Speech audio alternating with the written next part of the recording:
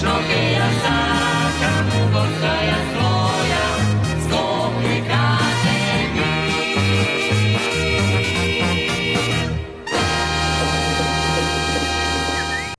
Новата детска градинка Кукиче во Трубарево вчера официјално ги отвори вратите за најмладите жители на населеното место. Со пуштањето во употреба на објектот по повеќе годишни очекувања, жителите добиваат нов капацитет за згрижување и ран детски развој.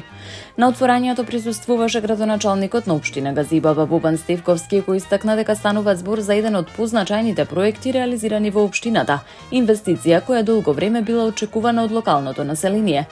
Новата градинка, изградена на површина од 720 квадратни метри, располага со современо уредени занимални, административни простории и опремена кујна и услови кои треба да обезбедат безбеден и квалитетен престој за децата. Според информациите од општината, во објектот ќе бидат згрижени повеќе од 60 деца. Надлежните очекуваат новиот капацитет да придонесе за намалување на потребата од дополнителни места за згрижување. Вредноста на инвестицијата изнесува 47 милиони денари, средства обезбедени од буџетот на општина Газибаба. Опремувањето на објектот е реализирано со подршка од Министерството за социјална политика, демографија и млади.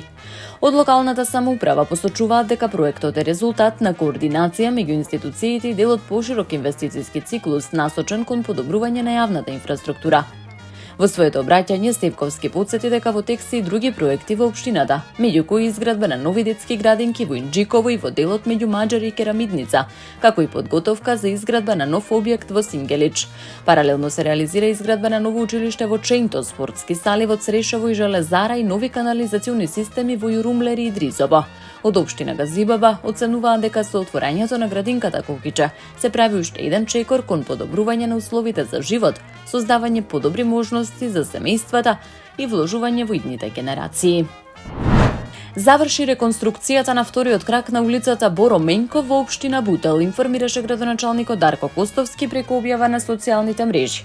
Според објавените информации, со реконструкцијата не е опфатена само улицата, туку се реализирани дополнителни интервенции со цел подобрување на условите за движење и пристапност во населбата.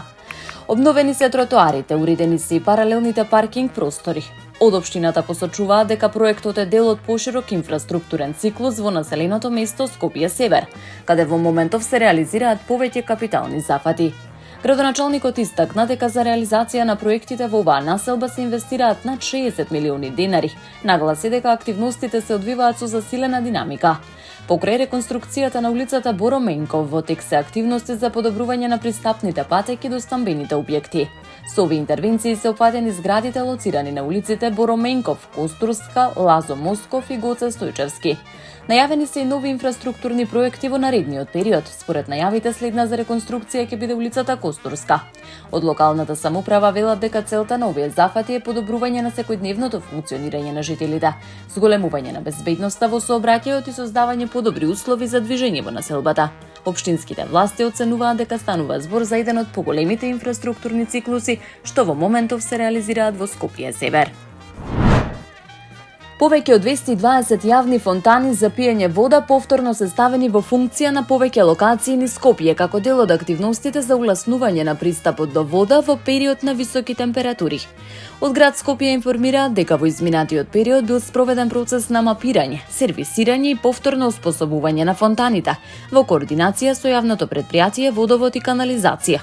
Дел од јавните чешми и фонтани подолг период не биле достапни за користење поради технички дефекти и недоволно одржување.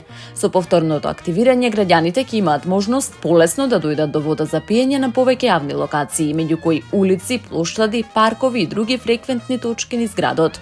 Од локалната самоуправа посочуваат дека активностите не завршуваат тука, најавуваат продолжување на интервенциите преку поставување нови пунктови за вода на дополнителни локации низ Скопје.